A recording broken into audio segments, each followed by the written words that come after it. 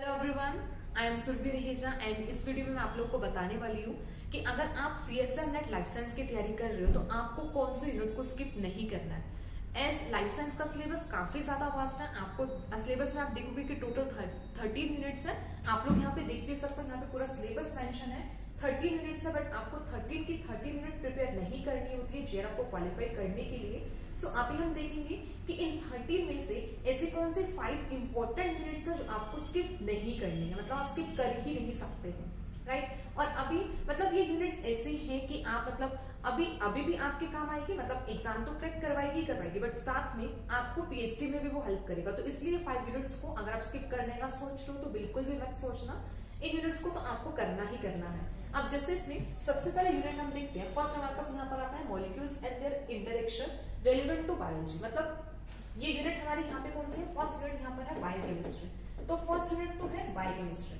अब जो biochemistry unit है, अब मैक्सिमम स्टूडेंट को इस यूनिट से डर लगता है। वो क्या करता है, सबसे पहले अगर किसी भी यूनिट को स्किप करने का आता है ना, तो सबसे पहले वो सोचते हैं कि बायोकेम ही स्किप हो जाए, बट ये नहीं करना है। आपको बायोकेमिस्ट्री यूनिट को स्किप नहीं करना है, क्योंकि बायोकेमिस्ट्री यूनिट आपका बेस बनाएगा।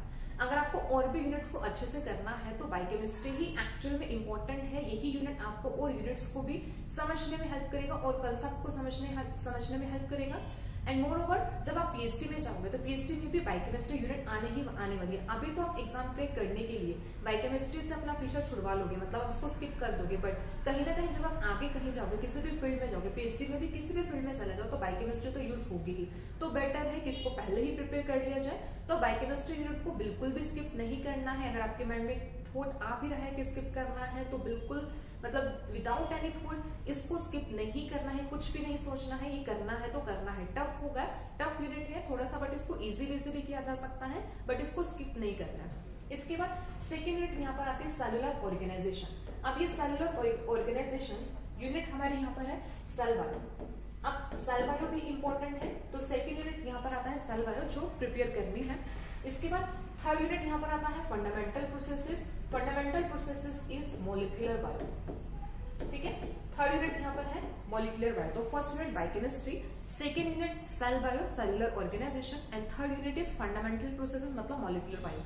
तो ये तीनों यूनिट्स अगर आप बायोकेमिस्ट्री करोगे तो आपको एक अच्छी अंडरस्टैंडिंग मिलेगी समझने के लिए। यहाँ पे मॉलिक्यूलर बायो, मोल बायो यूनिट को समझने के लिए, सेल बायो को समझने के लिए, तो इंपॉर्टेंट है बायोकेमिस्ट्री को समझना, ठीक है। तो 3 टॉप मोस्ट इंपॉर्टेंट यूनिट्स है जो आपको स्किप नहीं करनी है। इसके बाद नेक्स्ट यहाँ पर आता है cell communication and cell signalling. अब cell communication and cell signalling में इसमें ये फोर्थ मोस्ट इंपॉर्टेंट यूनिट यहाँ पर आता है सिग्नलिंग। यहाँ पे पाथवेज आप करोगे कि डिफरेंट पाथवेज यहाँ पे कौन कौन से रहते हैं। इजी यूनिट है, मतलब इजी आप पाथवे से कर सकते हो।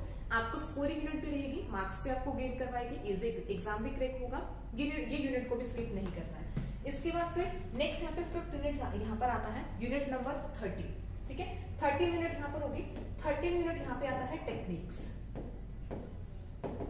या फिर इस यूनिट को सिलेबस में मेंशन किया हुआ है by the name of methods in biology, ठीक है। 13 यूनिट यहाँ पर है। अब इसमें यहाँ पे होंगे सारे टेक्निक्स यहाँ पर आएंगे। मॉलिक्यूलर टेक्निक यहाँ पे पढ़ोगे या फिर माइक्रोस्कोप भी डिटेल में यहाँ पर आएगा, तो डिफरेंट टेक्निक्स होगा। तो टेक्निक को समझना इंपॉर्टेंट है। फर्दर पीएचडी में जब भी आप जाओगे, रिसर्च में जाओगे, तो टेक्निक को समझना जरूरी है। तो अभी यहाँ पे जो टॉप मोस्ट 5 यूनिट्स हैं जो आपको स्किप नहीं करनी है, number 1 is biochemistry, number 2 cell bio, third यहाँ पर आता है मॉलिक्यूलर बायो, फोर्थ आता है cell communication and cell signalling. इसी में इम्यूनो भी इंक्लूड हो जाता है। तो इम्यूनो वाला पार्ट थोड़ा सा रहता है कि अगर आपका इंटरेस्ट में है ये टॉपिक तो आप पढ़ सकते हो, अगर आपके इंटरेस्ट पे नहीं है तो आप इसे स्किप भी कर सकते हो। इम्यूनो को स्किप किया जा सकता है। एंड फिफ्थ यूनिट यहाँ पर आती है टेक्निक्स की। टेक्निक्स सबसे इंपॉर्टेंट है, क्योंकि टेक्निक के जो क्वेश्चंस बनते हैं वो इन्हीं सब यूनिट के साथ इंटर रिलेट करके बनते हैं, राइट। तो जैसे जेल इलेक्ट्रोफोर्सेस है, तो यहाँ पे क्या होगा, ये क्वेश्चन सब इंटर रिलेट करके बनेंगे। तो ये 5 यूनिट्स हैं, आपको प्रिपेयर करनी ही करनी है। और अगर आपका टारगेट अभी CSR नेट जून 2023 है, तो उसमें भी अभी सिर्फ अप्रोक्स 40 to 50 डेज अभी अराउंड बचे हैं। तब उसके लिए भी जो भी आपको रिवाइज करनी है, जो यूनिट्स आपको सबसे ज्यादा मतलब रिवीजन करते रहना है, ये 5 यूनिट्स ही हैं। 5 यूनिट्स को रिवाइज करोगे तो आपके कंसेप्ट क्लैरिटी मिलेगी और आपको जेआरएफ क्वालिफाई करने में हेल्प करेगा। ये 5 एक कोर यूनिट है, मतलब ये बेस बनाती है। इसी के अलावा कुछ 2 या 3 यूनिट्स को ऐड करके आप पूरा ओवरऑल यहाँ पे अपना सिलेबस देख सकते हो कि आपको कितना यूनिट यहाँ पे प्रिपेयर करना है और आपको जेआरएफ यहाँ पे क्वालिफाई करना है। So thank you so much everyone. I hope आपको क्लियर हुआ हो कि आपको कौन सी यूनिट स्किप नहीं करनी है।